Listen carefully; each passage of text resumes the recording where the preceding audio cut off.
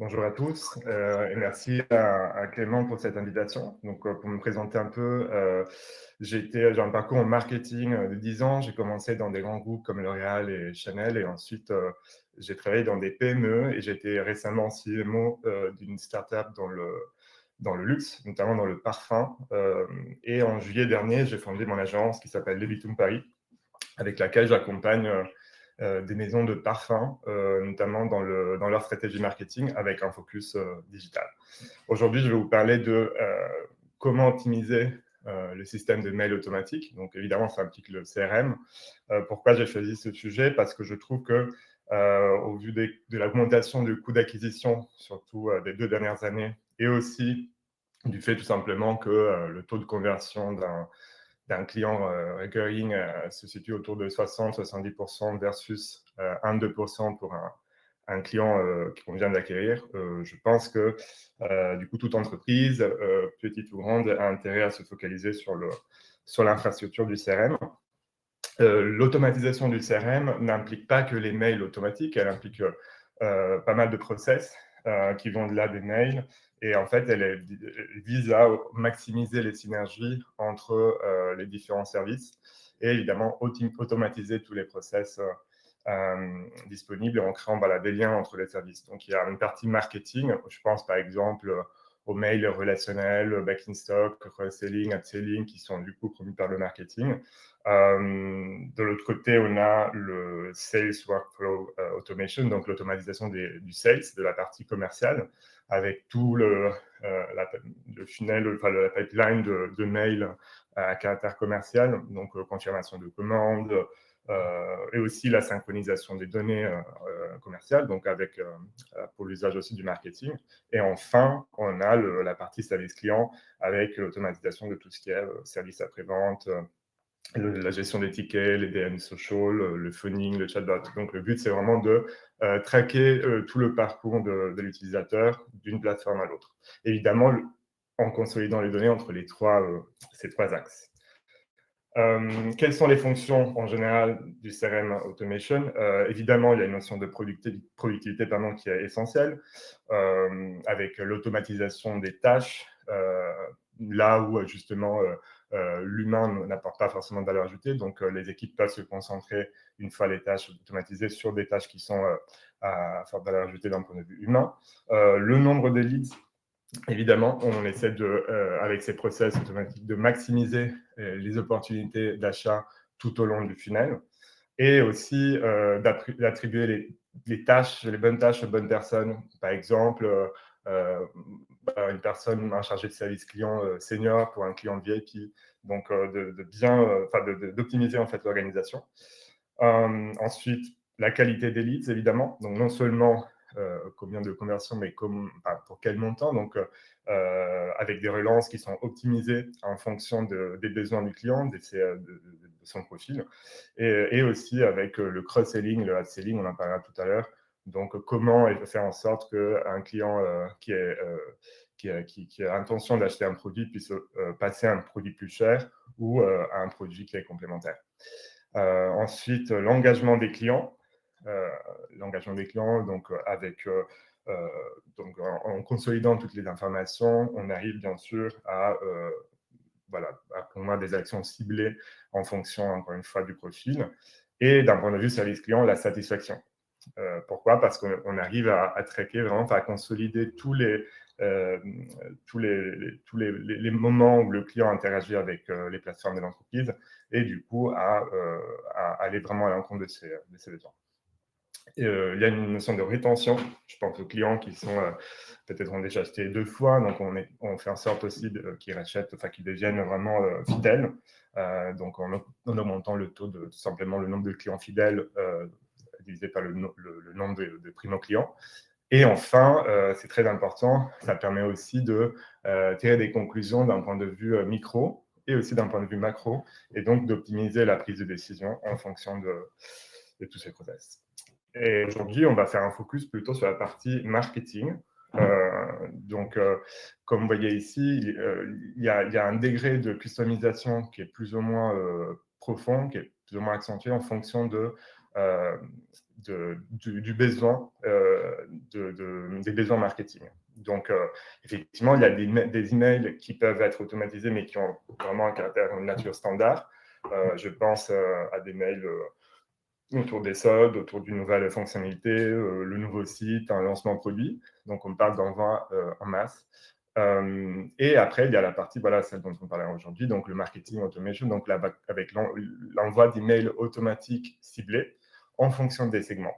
Qui dit segment dit aussi conditions et délais, c'est-à-dire, par exemple, voilà, un achat de tous les clients qui ont acheté dans les 2 derniers mois, ou les clients qui n'ont jamais acheté mais qui sont engagés, qui interagissent avec le site. Donc, en fonction de ces segments, on va pouvoir établir des mails automatiques qui partent selon certains délais. L'étape d'après, celle dont on parle beaucoup aujourd'hui, je pense qu'on a parlé aussi pendant le dernier webinaire, c'est le CDP, donc le Customer Data Platform. Pourquoi c'est important? Déjà, ce n'est pas vraiment un outil pour générer des actions, ce n'est pas comme voilà, les mails automatiques, c'est plutôt un outil qui permet a priori de unifier les données à travers les plateformes internes et externes, et en fonction de ces données consolidées, de concevoir des mails personnalisés. Personnalisés parce que dans l'idéal, en fait, en fonction de ces données, on va pouvoir structurer les emails de manière vraiment personnalisée, c'est-à-dire 100% customisé en fonction des profils. Ça inclut du coup, c'est sur la base des données qu'on reçoit du chatbot, ou par exemple des comptes social, ou même de l'API social qui concerne les pubs. Par exemple, un client qui a cliqué sur un carousel produit, notamment sur une certaine catégorie de produits, on va pouvoir consolider cette information au sein du système, et donc de générer un mail personnalisé. Il y a une étape que je dirais qui est un peu qui est après, mais qui permet d'aller encore plus loin, c'est intégrer en fait ces données pour créer des rewards personnalisés. Donc, par exemple, ça peut être des GWP, donc c'est des cadeaux contre achat qui sont alignés avec le profil. Si on sait par exemple qu'il adore un certain type de plante, on va pouvoir promouvoir ce genre de plante en termes de cadeaux contre achat, ou encore, par exemple, l'inviter à un événement ciblé. Et ça, évidemment, ça crée un lien très fort avec le client. Le paradoxe un peu dans tout ça, ce que je trouve intéressant, c'est que plus on pousse l'automatisation, donc qui a un caractère effectivement robotique, plus on arrive à générer quelque chose de personnalisé, donc d'humain. Pour aller un peu en profondeur dans l'infrastructure qui concerne le marketing automation, il y a 3 piliers fondamentaux qu'on va explorer.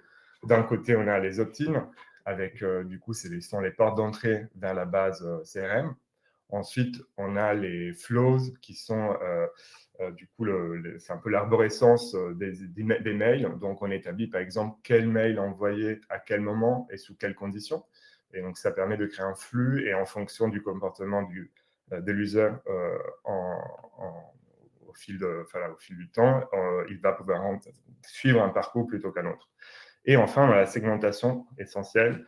Donc, il y a à la fois les listes, qui sont des groupes de profils statiques, et les segments qui dépendent en revanche des conditions. En ce qui concerne les opt-in, évidemment, il y a le classique, l'inscription à la newsletter, qu'on voit partout sur les homepages, et qui apparaît souvent aussi en pop-up avec dans une réduction, par exemple. Ça, c'est la porte d'entrée classique vers la base CRM. Le désavantage ici, c'est que souvent, pour pousser justement l'inscription, on ne demande pas beaucoup d'informations. On demande souvent l'adresse mail, parfois le nom et le prénom. En revanche, quand un utilisateur effectue le premier achat, c'est là où il est obligé, pour des raisons liées à l'expédition, de renseigner toutes les informations. Donc, on va jusqu'à la date de naissance. Parfois, si on la demande, évidemment, il y a l'adresse, donc il y a la langue, il y a plein de données qui vont pouvoir être stockées et qui vont pouvoir être utilisées pour les actions marketing. Une autre typologie d'opt-in, de porte d'entrée, c'est le remplissage d'un formulaire. Je pense à notamment des entreprises de servicing qui proposent de remplir un formulaire et ensuite, qui permet à la fois consolider des informations sur l'utilisateur et aussi d'accéder à son service. et le testing d'un service. Par exemple, ça peut être un service effectivement d'hébergement ou les tests de peau, les tests de personnalité. Dès qu'on effectue ces tests, on est aussi obligé de renseigner des données et donc ces données vont être utilisées évidemment pour des actions ciblées en termes de CRM.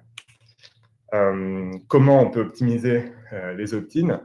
Il y a tout d'abord évidemment les social ads. Avec des pubs social, on va pouvoir, avec un degré de ciblage qui peut être plus ou moins approfondi, on va pouvoir lancer des pubs d'acquisition qui ont vraiment l'objectif c'est ce que le pixel Facebook permet par exemple, de s'inscrire à la base. Il y a la notion de confidentialité très importante aujourd'hui. Le client a aussi besoin d'être rassuré par rapport à la protection de ses données. Et aussi, il y a des contraintes évidemment liées à la législation. Donc, très important de présenter les cases à cocher dans le formulaire. Il y a les rewards, donc ça peut être, c'est souvent des discounts qui sont proposés contre inscription, ou aussi le crédit d'un cadeau contre achat, par exemple, ou d'un service sur le compte. Ensuite, la pression sociale, ça on le fait en général un peu pour toutes les pubs. Donc, on va pouvoir présenter, par exemple, le nombre d'utilisateurs qui utilisent un service. Et en montrant voilà, les milliers ou millions de personnes qui l'utilisent, on va du coup encourager la personne à s'inscrire. Et aussi, c'est encore différent, le social proof, c'est-à-dire on va afficher les reviews, voilà, les feedbacks des clients très positifs pour encourager justement l'inscription. Et le lead magnet, l'exemple classique de lead magnet, c'est par exemple, ce sont les PDF qui sont téléchargeables lorsqu'on s'inscrit. Les guides, par exemple. Donc, contre inscription, on permet tout de suite de télécharger quelque chose qui relève déjà d'un produit comme récompense. Et enfin, en partant aussi, avec les Exit Intent Pop-ups, on va pouvoir du coup afficher, lorsque une personne souhaite se désinscrire, les avantages auxquels elle va renoncer si elle, justement, elle poursuit sa désinscription. Donc, on va réduire dans ce sens le taux de désinscription.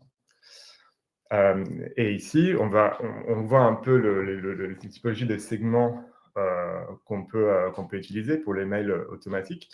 D'un côté, je disais les listes, ce sont des groupes statiques de profils. Par exemple, les listes de retailers, la liste presse. Donc, c'est des listes qui sont gérées manuellement par normalement l'équipe marketing ou communication. Et de l'autre côté, on a les segments. Les segments, c'est là où on peut jouer un peu plus. Donc, les segments, ce sont des groupes dynamiques cette fois-ci qui dépendent de certaines conditions. Donc, en fonction du délai, des synchronisations possibles, qui peuvent se faire 2 fois par jour, 1 fois par jour, les segments se mettent à jour en fait régulièrement. C'est pour ça qu'ils sont dynamiques. Donc, on a, je dirais, j'essaie un peu d'identifier quels sont les axes principaux. Donc, on a les segments qui concernent l'achat et l'engagement. Donc, les deux vont ensemble, surtout aujourd'hui. On a des segments qui relèvent plus de la partie produit, d'autres qui s'appuient sur les données démographiques et d'autres encore sur les données de prédiction. C'est intéressant, c'est très d'actualité aujourd'hui. Donc, achat-engagement, les 5 premiers que vous voyez, ce sont ils concernent surtout le niveau d'engagement. Donc, selon le fait que les utilisateurs interagissent de manière fréquente ou qu'ils aient interagi récemment avec le site, mais qui n'ont pas encore acheté. Les window shoppers, on fait plutôt référence à ceux qui ont visionné les pages produits, mais qui n'ont pas encore acheté. Ensuite, le churn risk, segment très important qu'on cible souvent avec des mails qu'on appelle de win-back. Donc, on essaie de réengager les clients d'un point de vue achat. Ce sont des clients qui ont déjà acheté, mais qui n'ont pas interagi ou acheté récemment. Donc, par exemple, dans les 6 derniers mois. Et enfin, le dead weight, segment très important parce que c'est celui qui identifie les profils à exclure. Pourquoi? Parce qu'ils n'ont pas acheté, ils n'ont pas interagi depuis très longtemps, par exemple, un délai d'1 an ou 2 ans.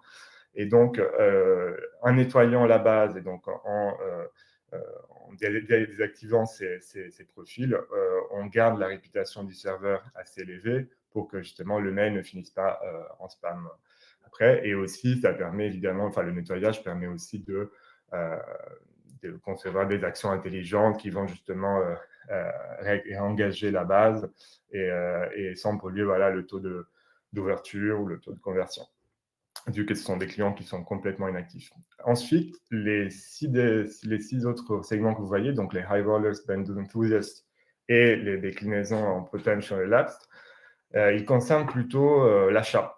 Les high rollers, ce sont les clients qui achètent fréquemment, qui ont acheté récemment et qui achètent pour un montant important. Donc, le client idéal. Celui qu'on veut voir le plus. Et le brand enthusiast, en revanche, c'est la même chose, mais avec un montant plus bas. Ce sont des clients qui achètent fréquemment, qui ont acheté récemment, mais pour un montant pas très élevé. Et les déclinaisons en potential, c'est quand ils ont justement effectué ces achats récemment, mais pas souvent. Et l'inverse pour les lapses, c'est-à-dire qui ont acheté fréquemment il y a longtemps. Donc, ce sont des clients intéressants, mais qu'il était intéressant qu'on veut du coup réactiver à travers justement les mails automatiques. Ensuite, on a la partie produit qui dépend plutôt de la nature des achats. Donc, que ce soit une marque, par exemple, pour un e-commerce multimarque ou un produit, ou encore le Discovery Kit pour des e-commerce qui proposent justement cette étape un peu intermédiaire de découverte. Ou encore, on peut identifier des segments qui peuvent générer du cross-selling ou du upselling. Comment? Pour un produit X, on va pouvoir, par exemple, cibler les clients qui ont acheté un produit similaire, mais pas ce produit X. Et donc, on espère du coup qu'ils puissent, à travers l'affichage du produit concerné, passer à un achat qui va justement au-delà de leur dernier achat. Ensuite, on a des segments qui relèvent plutôt de facteurs démographiques, donc basés sur l'emplacement, le pays de domicile, l'âge, le genre ou encore la langue. Et enfin, la prédiction avec... alors ça, ce sont plutôt des KPI, des conditions du coup qui font l'objet d'une prédiction de la part de certains CRM aujourd'hui. Donc, certains CRM consolident les informations pour estimer quelle sera la prochaine date de réaction du client, quel sera son panier moyen long terme, donc tout au long de sa vie, pas du coup uniquement basé sur son historique, et la life customer value, donc combien il va dépenser du coup pendant tout son parcours, tout son cycle. Et en fonction de ça, évidemment, on peut concevoir des mails qui sont optimisés. Ici, vous voyez des exemples. Je vais essayer d'aller un peu vite parce qu'il y en a beaucoup, mais pour vous donner une idée au moins de la nature. Donc, il y a des mails qui sont des triggers qui déclenchent des mails qui peuvent avoir une nature différente. Donc, mails relationnels, serviciels ou transactionnels sont les grands groupes. Dans les mails relationnels, on trouve tous les mails à un caractère marketing qui poussent des actions du coup, marketing qui permettent du coup de suivre, de réengager les clients, de les accompagner tout au long de leur parcours, que ce soit avec des mails de bienvenue, d'anniversaire, de relance, par exemple, s'ils ont visionné une page produit, d'abandon de panier, s'ils ont effectué un ajout au panier ou un checkout. Donc, il y a les deux cas de figure. Des mails de back in stock qui concernent des produits qui les intéressent, de cross-selling, d'upselling, et voilà, de rétention et des win-back, justement pour les fameux churn risques, c'est-à-dire tous ceux qui risquent du coup de sortir de notre base. Donc, comment les réactiver? Les mails serviciels concernent plutôt un service qui est fourni par l'entreprise. Ça peut être par exemple un test ou voilà, un service qui du coup a toute une panoplie de mails qui permettent de suivre l'avancée du processus. Et enfin, les mails transactionnels plus techniques, souvent attachés à la plateforme e-commerce, sont même envoyés par exemple par Shopify ou Magento, qui concernent la confirmation de paiement, de commande ou d'expédition. Et pour finir, du coup, un petit focus sur les frontières, donc dans quelle direction on va aujourd'hui avec le CRM. Ça permet, évidemment, toutes ces pistes sont en cours et il y a évidemment de nouveaux outils qui voient le jour voilà, de manière assez fréquente. En tout cas, voilà, la transversalité, c'est quelque chose qu'on assiste, c'est cette tendance à consolider les données et aussi les objectifs entre les différents départements. Donc, on parlait tout à l'heure du marketing, sales, service client, mais aussi achat, par exemple. La personnalisation avec la possibilité d'aller vraiment jusqu'au bout dans la personnalisation des mails en fonction du profil et des informations consolidées. L'intelligence artificielle, ça concerne à la fois la prédiction, on l'a vu tout à l'heure avec les 3 segments en prédiction, donc comment faire en sorte de prédire du coup des KPI clés qui concernent le CRM, la personnalisation du contenu et aussi l'interaction avec les interfaces. On parle aujourd'hui énormément du ChatGPT. Tous ces genres de supports d'interface de conversation du coup, recueillent des données qui vont pouvoir être intégrées au CRM et donc utilisées dans ce sens. Une autre tendance, c'est le self-servicing, c'est-à-dire qu'on fait en sorte que les utilisateurs puissent être autonomes dans leur gestion de la relation avec le CRM, notamment avec les chatbots. Et donc, l'humain interagit uniquement lorsqu'il apporte une valeur ajoutée. Le social CRM, c'est-à-dire la connexion avec l'API social, par exemple le pixel Facebook, pour utiliser les données qui sont récoltées par les socials, et du coup, avec un niveau plus ou moins important de réactivité, on va pouvoir du coup envoyer les informations au CRM. Évidemment, le niveau de réactivité représente un vrai challenge, c'est-à-dire que si les informations sont envoyées un jour plus tard, évidemment, l'impact va être complètement différent. Donc, on va dans une direction où on essaie de raccourcir ce délai. Et enfin, l'omnichannel, c'est-à-dire que le CRM de plus en plus concerne de multiples plateformes, les mails, le phoning, les SMS avec WhatsApp, WeChat pour la Chine, etc. Mais aussi tout ce qui est app aussi, dont Damien va nous parler aujourd'hui. Voilà, merci beaucoup.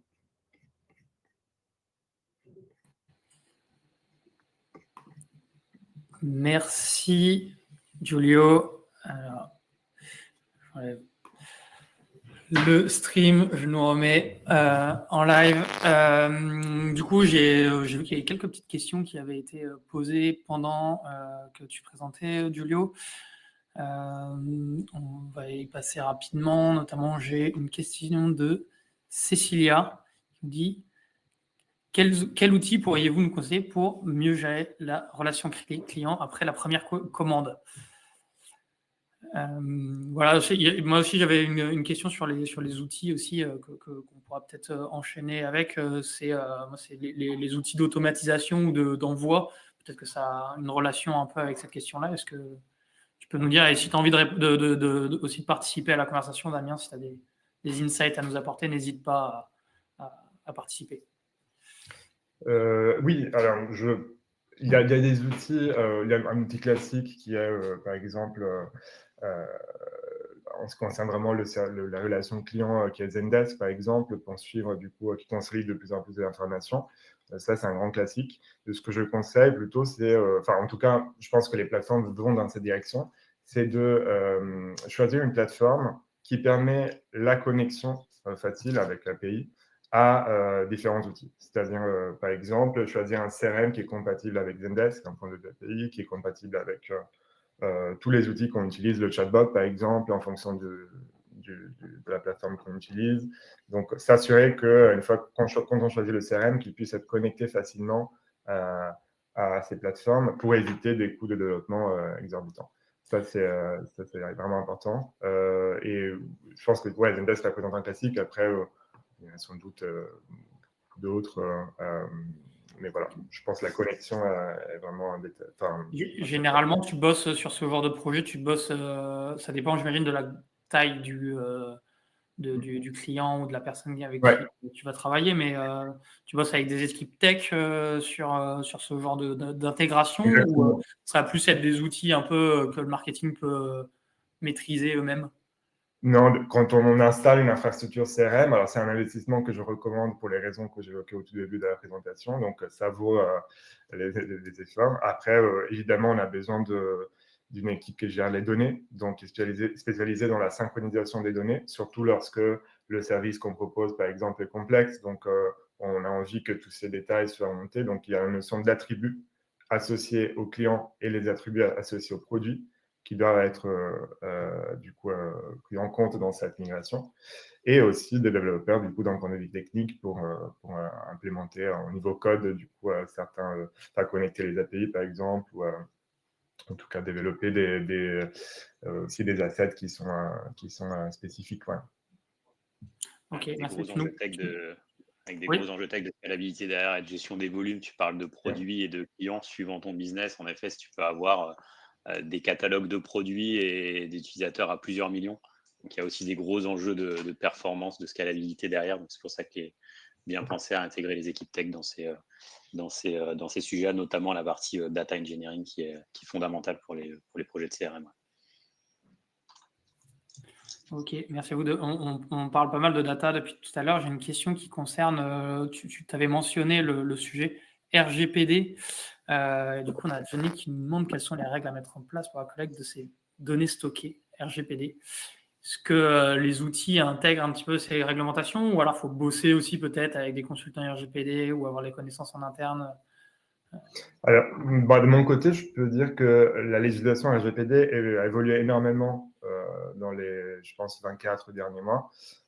Donc, je conseille absolument de passer, surtout pour une entreprise de taille moyenne, par des experts, effectivement, en droit digital, qui peuvent suivre l'évolution de la législation. C'est-à-dire qu'il y a des contraintes importantes qui voient le jour tous les 6 mois, je dirais. Donc, le suivi d'une équipe d'avocats, par exemple, peut être absolument intéressante. C'est un sujet très important qui est un peu sous le radar. On sait que c'est un sujet très d'actualité, donc ça vaut la peine effectivement de consacrer quand même des efforts pour être aligné avec l'évolution de cette législation, et aussi parce que je pense que d'un point de vue marketing, il y a aussi, comme je disais tout à l'heure, un besoin de la part des consommateurs d'une certaine transparence et d'être rassuré par rapport à la protection de données. Donc, ce n'est pas qu'un enjeu légal, c'est aussi un enjeu marketing. Ok. Je vous fais part d'une dernière question. Alors, elle est un peu longue, mais je pense qu'elle peut être un résumé d'une certaine manière. C'est en gros, William, il nous parle, elle ne rentre pas entièrement. En fait, William, il nous dit qu'il a des problématiques d'ouverture de mail suite à ces envois, j'imagine, automatisés de campagne. Et il pose des questions sur peut-être d'autres canaux. Alors, je sais qu'il y a certaines boîtes qui utilisent le SMS. Lui, il nous parle de WhatsApp. Voilà, qu'est-ce que vous en pensez? Est-ce que vous avez testé d'autres choses qui peuvent fonctionner ou qui pourraient être intéressantes de mentionner ici? De mon côté, je pense que l'utilisation de tout ce qui est phoning, SMS, doit être alignée avec le produit, avec la cible de l'entreprise. Donc, évidemment, il y a, même dans le luxe, par exemple, dans le domaine dans lequel je travaille, il y a des acteurs qui ont choisi de contacter du coup, les clients par SMS. Ce qui est important, c'est de remonter ces informations, ces échanges au sein du CRM. Mais il y a de plus en plus des solutions, par exemple, je pense à Splio, des solutions SRM qui permettent de calibrer la communication au niveau SMS et phoning sans pas être intrusif. Mais voilà, c'est un parti pris, je pense, à définir en amont si on veut utiliser le téléphone. Et ça dépend vraiment, je dirais, plus de la nature de ce qui est fourni, du produit, de ce qui est fourni par l'entreprise. Très bien. Je vous propose de passer à l'étape suivante. Au moment où je dis ça, il y a Damien qui disparaît. Il viendrait apparaître. OK. Pardon, je me permets, il y a une question que je vois de Mohamed concernant le CDP. Ok. Vas-y, je te la mets. Et après, on avance, mais au pire, s'il y a d'autres questions, n'hésitez pas et on y répondra aussi. On prendra un petit moment pour les questions qui n'ont pas été posées à la fin. Je te laisse répondre à la question de Mohamed et puis après, on prend Damien pour éviter que Ouais, parce que c'est un sujet effectivement important. Ouais. En fait, déjà, les deux, pour préciser, les deux sont le marketing automation, c'est un système qui permet de générer du coup des conversions à travers des mails ciblés. Le CDP, c'est plutôt il agit en amont pour consolider les informations. Donc, on peut très bien avoir une infrastructure qui permet d'automatiser le marketing, voilà, les emails, sans avoir un CDP. Donc, c'est vraiment quelque chose qu'on peut développer après, à l'étape suivante, pas du tout obligatoire, mais qui peut apporter une différence sur le long terme, parce que voilà, d'un point de vue information, on arrive à consolider tout ce qui est toutes les informations issues des plateformes extérieures en fait à l'entreprise. Mais vraiment, ce sont deux choses différentes et oui, qui peuvent être intégrées à part. Donc, on peut aussi établir une roadmap où d'abord on optimise le marketing automation et ensuite on passe au CDP. Ok. On passe à la prochaine partie. Alors, je remets le stream avec nous. Et je vous propose de passer à la partie de Damien avec la stratégie de repeat dans l'approche omnicanal. Eh bien, c'est parti. Écoute, merci Clément, merci Julo, parce qu'on va voir que du coup, surtout, il y a énormément de liens entre tout ça et la contactabilité d'utilisateur. On va beaucoup en parler. Avant de commencer, du coup, je vais me présenter hyper rapidement. Du coup, je suis Damien, je suis Group Product Manager chez ManoMano. Ça veut dire que je manage une équipe de product managers en charge des aspects rétention, dont nos applications mobiles chez ManoMano, puisque c'est un gros enjeu pour ManoMano aujourd'hui de déployer à l'échelle cette application mobile, puisqu'on le verra. C'est un fort levier pour favoriser la rétention et donc augmenter la LTV de nos utilisateurs. Et voilà, en quelques mots, avant de rejoindre ManoMano, je suis passé par la partie e-commerce d'Ubisoft, notamment sur des problématiques d'abonnement, et également 5 ans dans le milieu du travel, et encore avant, 5 ans dans le milieu des médias en tant que consultant.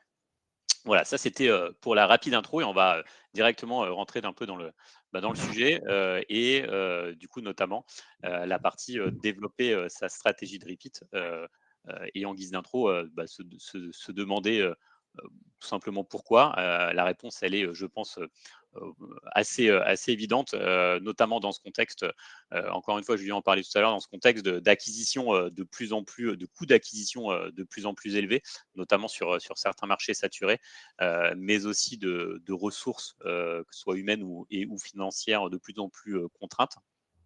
Et ben, on va aller chercher à maîtriser ces coûts d'acquisition et d'augmenter la lifetime value pour la stratégie étant d'être plus profitable, d'avoir une base client peut-être moins importante, mais avec un taux de réachat plus fort, plutôt que de faire croître sa base client de façon importante et rapide, donc avec des coûts d'acquisition très forts, mais dont le réachat serait faible, puisqu'on n'aurait pas travaillé les bons leviers de réachat. Et donc, évidemment, le coût d'acquisition sera moins amorti dans le temps et du coup, évidemment, la LTV sera plus faible. Voilà, donc ça, c'était pour la petite intro, évidemment. Et c'est les deux grands leviers qu'on va chercher à faire bouger sur une stratégie de repeat. Maintenant, les principaux leviers de la rétention client, j'en ai cité 4 ici. Et puis après, sur la base de ces quatre leviers, je vais aller zoomer et prendre 2 use cases spécifiques. Donc déjà, pour commencer, ces 4 leviers de la rétention client, le premier, c'est sans doute le plus évident et le plus maîtrisé par tous, bien que potentiellement le plus complexe et le plus riche et le plus profond, on pourrait en parler des heures, c'est celui de l'expérience client. L'expérience client à la fois l'expérience d'achat, que ce soit l'achat online, alors la simplicité, la fluidité, les bonnes méthodes de livraison et de paiement suivant la localisation et le pays de l'utilisateur. On parle de paiement, mention spéciale aux features de sauvegarde de la carte qui vont favoriser le repeat et le réachat derrière. Donc ça, c'est pour l'expérience online et évidemment, je renvoie à toutes les bonnes pratiques de conversion et ce n'est pas le sujet ici, mais aussi l'expérience offline, notamment l'expérience de livraison sur laquelle on va avoir moins la main, nous, dans nos métiers, mais sur lesquels on va quand même avoir de l'impact sur l'expérience de suivi de livraison, de savoir communiquer au bon moment sur le bon canal, avec les bons triggers, euh, et d'apporter de la fiabilité dans nos communications. Et enfin, l'expérience client aussi post-achat, notamment tout ce qui est service client, avoir les bons outils pour avoir une relation fiable et durable dans le temps avec nos utilisateurs. Vraiment construire cette relation de confiance et de fidélité. J'aime beaucoup le parallèle avec, c'est comme un couple, hein, dans votre couple, vous devez avoir instauré la confiance et la fidélité pour que ça dure dans le temps. Et ben, ça va être pareil avec vos clients. Et tout ça, ça va aussi passer par l'expérience post-achat qui va encourager son retour sur votre site et donc son repeat, et donc évidemment pour lequel on n'aura pas de coût d'acquisition puisqu'il va revenir entre guillemets de lui-même. Voilà, donc expérience post-achat, on peut citer également l'expérience des retours à travailler.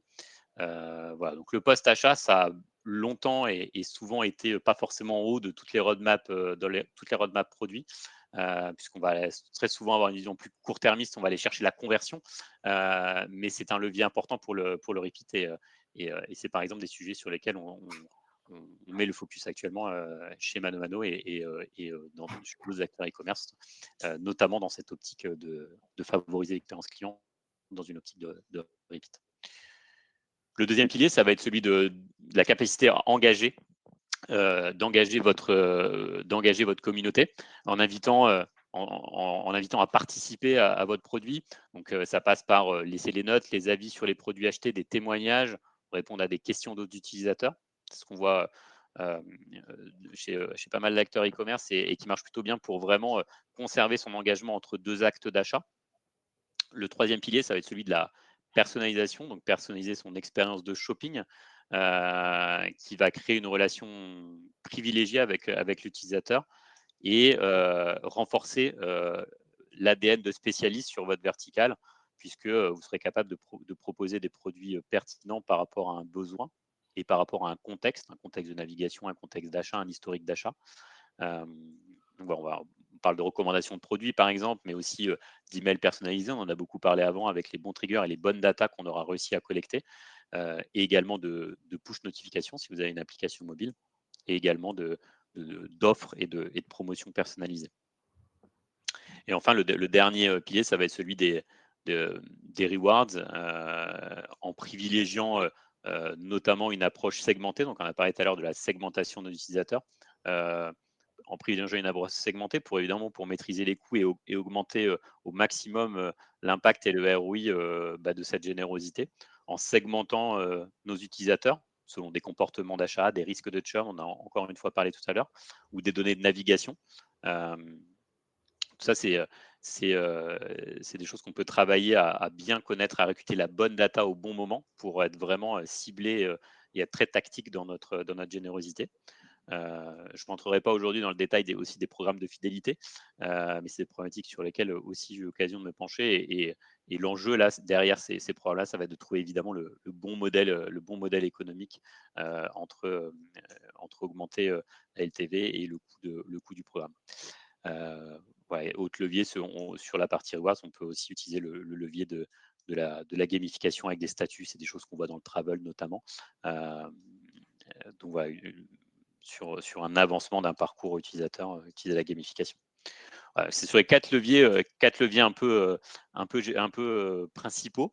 Et sur la base de ces 4 leviers, j'ai choisi aujourd'hui de zoomer de prendre deux applications concrètes, et comment on se sert de ces piliers pour aller plus loin sur la base de ces piliers. Qu'est-ce qu'on développe sur notre site?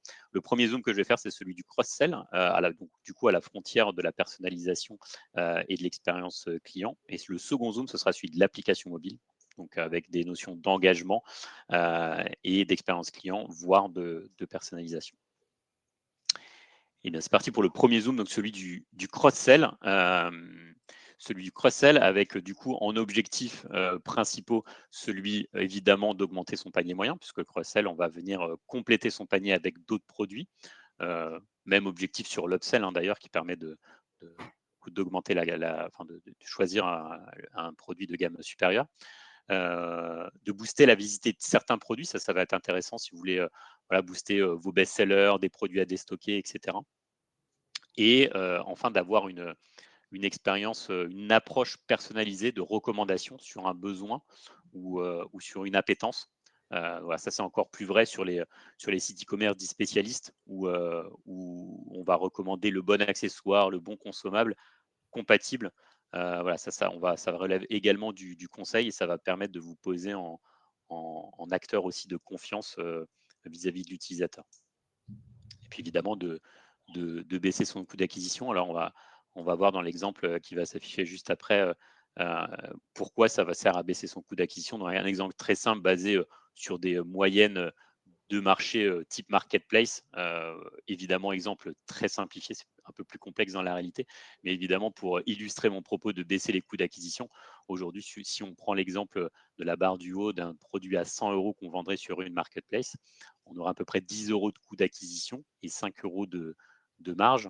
Là où si sur ce produit à 100 €, on va réussir à faire une vente additionnelle de 60 € pour le même coût d'acquisition, c'est-à-dire que pour 10 € dépensés en acquisition dans le premier exemple sur un panier sur un panier mono article, pardon, on aura gagné 5 €. Pour le même coût d'acquisition, 10 € grâce au cross-sell, on aura gagné du coup 9 €, soit une hausse de 80%. Donc voilà, vraiment pour amortir son coût d'acquisition et d'où l'enjeu du cross-sell, mais pas que. Puisque ça va aussi permettre de réassurer tout au long du parcours d'achat. Et on va voir du coup juste après l'ensemble, enfin les placements principaux aujourd'hui qu'on voit sur les parcours d'achat du cross-sell. Donc, où le placer dans votre parcours d'achat? Il y a trois indispensables aujourd'hui que sont le premier, la fiche produit, la modale d'ajout de panier. Donc la modale d'ajout de panier, c'est vraiment la modale qui va s'afficher une fois que vous aurez cliqué sur votre bouton d'ajout de panier. Et enfin, le panier en lui-même. Donc sur ces trois touchpoints, on peut énormément s'amuser à faire des A/B tests suivant les produits qu'on souhaite pousser selon l'étape du parcours d'achat. Voilà, plus on va avancer dans le parcours d'achat, plus l'utilisateur va être décidé, va être engagé dans son parcours d'achat. Donc, on va probablement pas lui pousser les mêmes produits à ce moment-là. Voilà, donc ça, en résumé, la stratégie de cross-sell, elle est double. Ça va, permettre d'augmenter le panier moyen et de baisser son coût d'acquisition global, mais aussi, et c'est ce qui nous intéresse aujourd'hui, travailler son repeat, puisque ça va permettre d'avoir une expérience personnalisée et complète d'achat. Du coup, ça va permettre de se poser vraiment en acteur de confiance et de conseil et de garder du coup la marque en mémoire pour le prochain achat. Ça, c'était pour le premier zoom, celui du cross-sell. Et le second zoom que je voulais faire aujourd'hui, c'était celui de l'application mobile, qui est un sujet qui me tient à cœur. Et du coup, je voulais partager avec vous déjà, avant de commencer, du coup, quelques chiffres qui viennent du coup du rapport de data.ai qui est sorti récemment. Ici, on est sur le secteur du e-commerce en France et sur la du coup, croissance par année alors c'est en temps passé sur les heures, c'est pas en business, c'est pas en volume business, mais c'est en temps passé et on voit qu'on est toujours en croissance sur les applications e-commerce, en en ralentissement en 2022 par rapport au boom qu'il y avait eu en 2020-2021. Qui avait été vraiment un boost pour les applications mobiles e-commerce. Donc là, on est vraiment sur les applications mobiles, pas sur le trafic mobile en général. Et du coup, on voit que c'est un usage qui est toujours en croissance et qui est un enjeu de plus en plus fort. Pourquoi c'est un enjeu de plus en plus fort? Notamment pour ces trois enjeux que du coup on va voir sur la slide juste après, que sont optimiser sa conversion mobile. Dulo, si tu peux juste passer à la slide d'après. Converser du coup optimiser sa conversion mobile. Pourquoi? Parce qu'aujourd'hui, on s'aperçoit que plus d'un Français sur deux a déjà fait un achat e-commerce sur son mobile. Mais l'enjeu, ça va être ici d'optimiser sa conversion grâce aux applications qui ont un taux de conversion généralement bien plus fort que sur le web mobile, puisqu'on va avoir une expérience beaucoup plus adaptée aux applications mobiles, beaucoup plus travaillée. On va faire appel à des fonctionnalités natives du téléphone pour choisir sa méthode de livraison grâce à la géolocalisation. On va avoir des méthodes de paiement type Apple Pay, Google Pay hyper intégrées. Donc, on va vraiment réussir à lever assez rapidement et entre guillemets simplement sa conversion mobile, qui représente une grosse part aujourd'hui du trafic e-commerce. Augmenter sa contactabilité. On en parlait tout à l'heure, il y avait des questions sur comment augmenter sa contactabilité. On rentrera un tout petit peu dans le détail ensuite, mais les applications mobiles, c'est un canal hyper intéressant parce qu'on va avoir une contactabilité beaucoup plus forte que sur les autres canaux et notamment le canal mail. Et enfin, grâce à tout ça et grâce au levier qu'on va voir juste après, on va avoir généralement un repeat plus fort et des utilisateurs plus engagés sur une application mobile. Alors non, une application mobile, c'est pas un copier-coller d'un site web. Et on va avoir des enjeux importants de définition de la stratégie autour de l'application mobile et de définir exactement en quoi l'application mobile va servir une stratégie plus globale omnichannel et en quoi elle va venir compléter son canal web. Voilà, donc à travailler avec des enjeux de navigation plus différents, très différents, pas les mêmes personas qu'on va adresser, pas les mêmes usages et donc bien souvent pas les mêmes objectifs également. Voilà, donc sur les enjeux, l'application mobile, on va avoir 3 enjeux que du coup on va détailler un par un. Premier enjeu, ça va être celui de l'acquisition, comment on fait en sorte que les utilisateurs ils viennent sur notre application mobile. Deuxième enjeu, ça va être de les engager, le fait notamment qu'ils ne désinstallent pas leurs applications mobiles. Et le troisième, ça va être de gérer la contactabilité de nos utilisateurs. Donc sur le premier enjeu, l'acquisition. Juste après, du coup, sur la slide d'après, on va voir qu'on va avoir 3 leviers pour gérer l'acquisition mobile. Évidemment, le premier, ça va être des stratégies d'acquisition payantes, type Facebook Ads, Google AdWords, etc. Donc là, on est sur de l'acquisition payante assez classique, mais les spécificités du mobile, c'est qu'on va avoir à gérer du coup une acquisition gratuite. Donc, un peu le parallèle du SEO, mais du coup qu'on appelle l'ASO, l'App Store Optimization.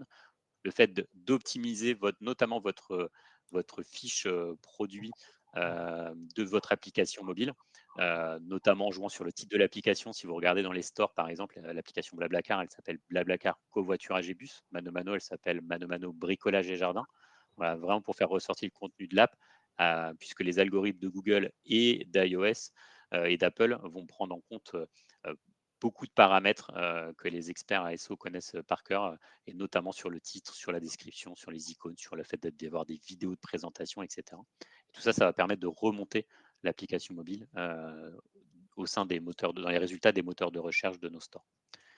Et puis après, ça va être de définir la stratégie qu'on appelle Web to App, donc de basculer progressivement votre trafic, notamment mobile, vers vos applications mobiles, notamment avec trois possibilités. Le premier, c'est de promouvoir votre app. Donc là, c'est le premier exemple de la bannière ASOS, bannière assez classique de téléchargement de l'app lorsqu'on est sur le mobile. La deuxième possibilité, ça va faire de l'incentive, c'est-à-dire à la première commande mobile, si on télécharge l'application et qu'on passe une commande, on va avoir des avantages exclusifs pour l'application mobile. Là, c'est l'exemple de ManoMano avec la livraison gratuite, mais ça peut être également d'autres types de générosité. Et une fois que tout ça c'est fait, qu'on a réussi à commencer à transférer nos utilisateurs, à les faire télécharger l'application mobile, ça va être de rediriger efficacement et simplement le trafic mobile vers l'application, notamment grâce à des technologies type Universal Link, Deep Link, pour vraiment que le transfert du web mobile vers les applications mobiles soit vraiment le plus fluide possible et transparent pour l'utilisateur. Et une fois qu'on a réussi du coup à gérer l'acquisition, on va travailler un deuxième enjeu qui va être celui de l'engagement. Comment on garde nos utilisateurs engagés et comment on gère le fait de pouvoir rester installé sur le device de notre utilisateur, ce qui est un vrai enjeu. Parce qu'aujourd'hui, le taux de rétention à un jour, c'est environ de 25%. C'est-à-dire que 25%, 75% du coup des applications mobiles sont désinstallées un jour après leur installation. Donc, notamment après l'acte d'achat, on va essayer de rester en contact avec l'utilisateur très régulièrement, avec une notion de suivi de livraison, de collecte d'avis, mais aussi de garder le canal ouvert grâce à des conseils, des fiches pratiques, des rendez-vous exclusifs sur les apps. Alors ici, il y a deux exemples. Le premier, c'est type conseil, c'est une push notif de Leroy Merlin lié à l'actualité sur une maison plus économe, chauffage, etc. Et le deuxième, c'est un push de back market qui est écrit à l'envers et qui du coup va susciter l'intérêt de l'utilisateur qui va du coup aller cliquer dessus, ouvrir son app pour voir de quoi il s'agit, donc générer l'engagement et le retour sur l'application mobile. J'accélère un tout petit peu puisque le temps file. Et le troisième et dernier aspect du coup que je voulais mentionner ici, ça va être celui de la contactabilité. Et pourquoi c'est un vrai enjeu sur les applications mobiles et un vrai levier pour la rétention, puisqu'on va avoir une contactabilité sur les applications mobiles en moyenne à minima 2 fois plus élevée que par le canal mail, puisque ce qu'il faut savoir, c'est que sur Android, qui représente environ 70% du parc aujourd'hui, en tout cas en France, on a un taux moyen d'opt-in de 80%. Pourquoi? Parce que sur Android, on est opt-in par défaut. C'est-à-dire lorsque vous installez l'application mobile, en tout cas jusqu'aux toute dernière version d'Android, puisque Google est en train de réglementer un peu ça, on est opt-in par défaut. C'est-à-dire que quand vous installez l'app, vous êtes opt-in aux push notifications. Donc, c'est ce qui va créer un canal de communication hyper ouvert avec vos utilisateurs. Et un canal aussi qui est très sensible au moment d'envoi, puisque le smartphone, on l'a toujours sur soi, et les push notifications, elles arrivent de façon très intrusive sur le device, donc elles ne vont pas finir dans les spams, finir dans les onglets promo. Donc on va avoir un taux d'engagement qui est environ de 40% en moyenne sur les notifications push. Donc, c'est quelque chose vraiment à travailler, à la fois la prise de consentement, notamment pour iOS, puisqu'Android, comme je le disais, par défaut, c'est OK, mais aussi de gestion de pression commerciale, puisqu'on ne va pas être les seuls à communiquer. Donc, de gestion de pression commerciale, notamment en prenant en compte l'aspect omnichannel et comment on communique au bon moment, sur le bon device, entre le mail, le SMS et l'application mobile. Donc là, il y a un vrai enjeu également de gestion de gestion de pression commerciale pour l'utilisateur. Et là, on a un exemple, par exemple, de je crois, en 48 heures, 6 ou 7 notifications reçues, et donc qui va générer un risque fort de désinstallation et donc de perte d'engagement de notre utilisateur, et donc de perte de canal de communication privilégié qu'on avait avec lui. Voilà, et enfin pour finir, j'avais remis ici sur slide après les métriques principales, donc du coup qui sont, avec une application mobile, on va suivre des métriques bien spécifiques par rapport à, et en tout cas différentes et complémentaires de celles de site web, notamment sur l'acquisition, où là on va parler en download, en activation, évidemment monitorer de très près le taux de désinstallation, la partie rétention qui se mesure bien souvent en monthly active user, daily active user, et la partie revenu, où là on est plus sur des KPIs classiques du e-commerce. Et enfin, évidemment, la qualité de notre app qui va jouer sur plein de critères, et notamment sur le fait de la rétention de nos utilisateurs, avec plein d'infos qui sont données, notamment dans les stores, pour maintenir un haut niveau de qualité de l'application mobile, qui va fortement jouer sur la rétention.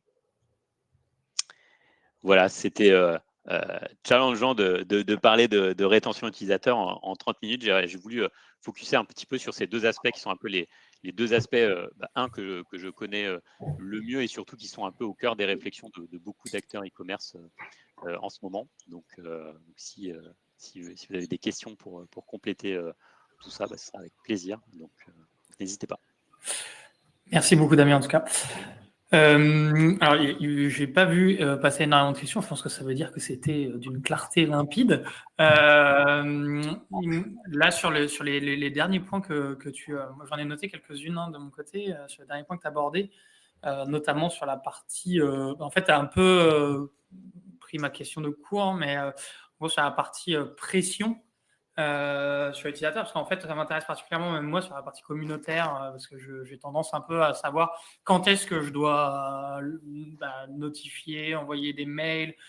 Moi, j'ai un canal supplémentaire qui est le Slack. Voilà, donc c'est voilà, mail, SMS, push, peu importe. Je pense même que ça peut sortir un peu du e-commerce. Comment est-ce qu'on met le curseur vous avez une équipe data qui fonctionne pour savoir voilà, qui va calculer le taux d'install ou ce genre de choses suite à des AB tests, des choses comme ça. Ouais, hyper bonne question parce que c'est un vrai enjeu en fait. Et plus on va multiplier les canaux et plus en effet la pression commerciale sur l'utilisateur elle va être hyper forte. Et du coup, pour moi, il y a deux éléments de réponse. Le premier, c'est, tu l'as un peu cité en fait, c'est la capacité à avoir la data liée à ça. La data par canal, on va suivre suite aux envois de push le nombre d'opt-out. Pareil pour les mails. On va essayer de trouver des corrélations entre les campagnes et les types de communication avec les désinstalls. Donc là, en effet, on a besoin de data analyse poussée là-dessus.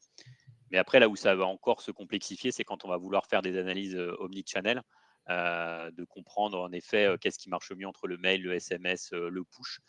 Et où là, je retombe du coup sur ce que disait Giulio tout à l'heure aussi, de la capacité au système CRM au pluriel à s'intégrer entre eux.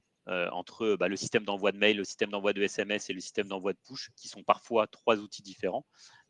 Comment on arrive à les connecter, à créer est-ce que eux nativement ils ont des connecteurs ou est-ce qu'on met les investissements pour les connecter entre eux pour pouvoir gérer cette partie omnicanalité.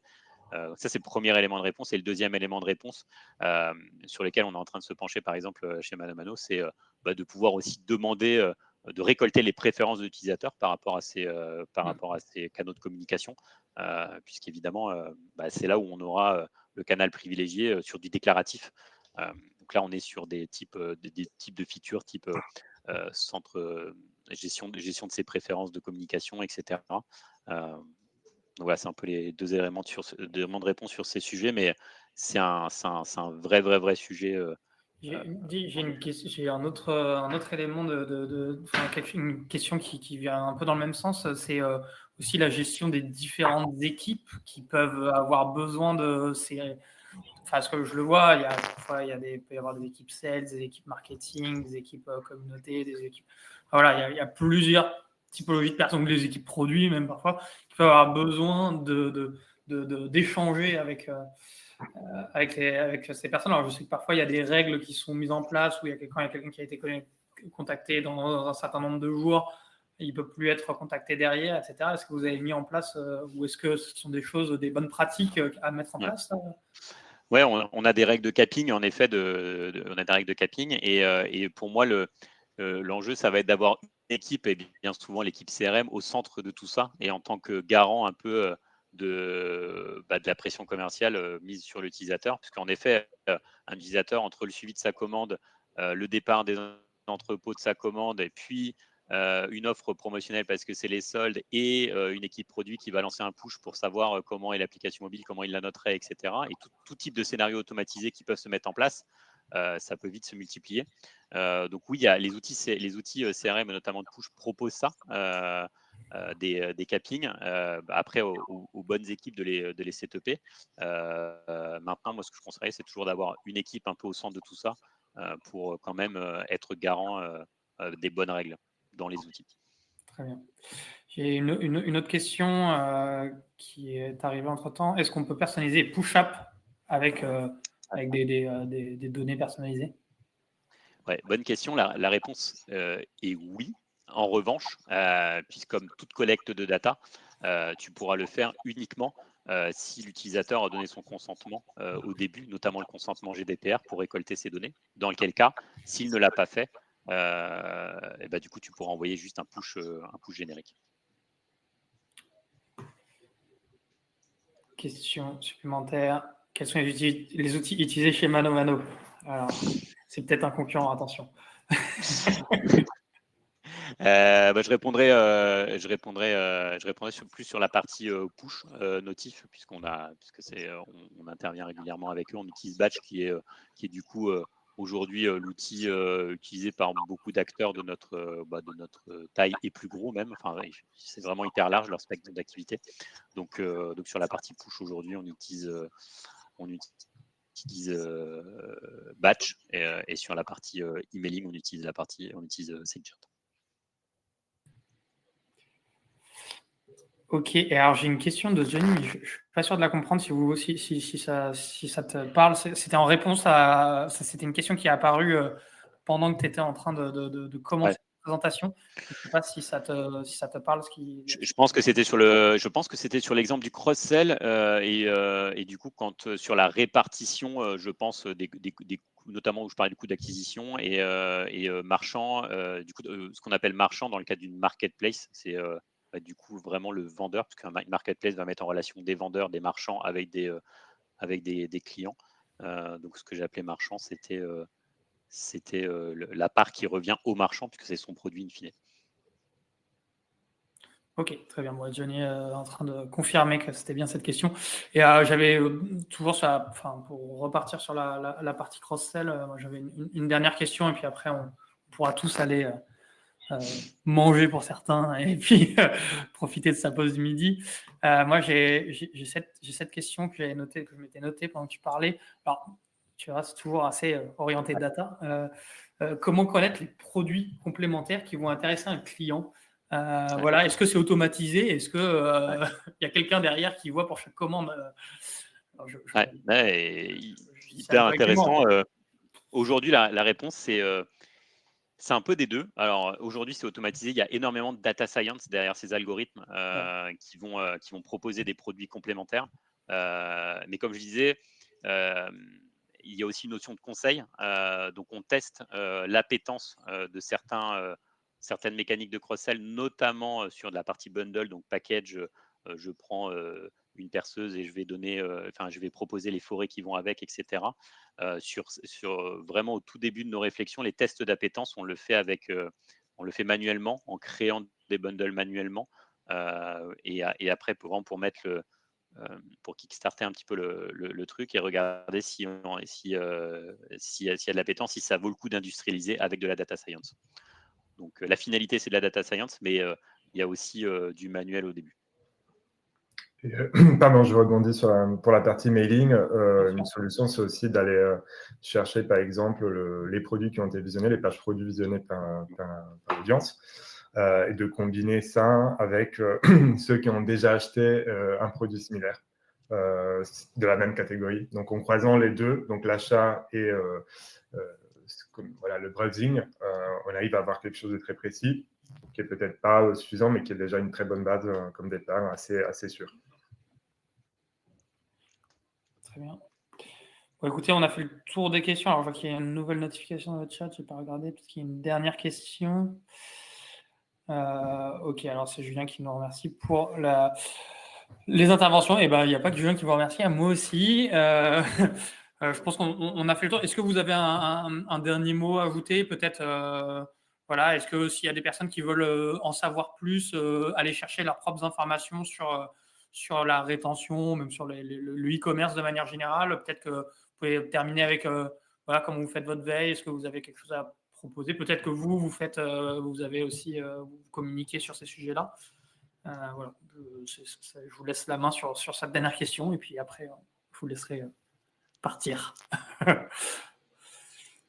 Damien ou Julio, assez simplement pour faire le lien, pour boucler la boucle. Moi, si j'ai un seul conseil, c'est de continuer à rester hyper ouvert à ce qui se passe sur le marché, et très concrètement, de continuer de se connecter avec la communauté, notamment e-commerce, mais plus globalement expérience digitale, donc produit, parce que pour moi, c'est la source d'information qui a le plus de valeur aujourd'hui, c'est de se connecter aux gens et d'aller discuter et de comprendre leur succès, mais aussi de partager un peu les fails et de voir les erreurs dans lesquelles on peut tomber, et que ça puisse bénéficier à d'autres. Donc, ce serait ça mon conseil. Et ce webinaire, il a grandement participé. Donc, encore merci pour l'invite.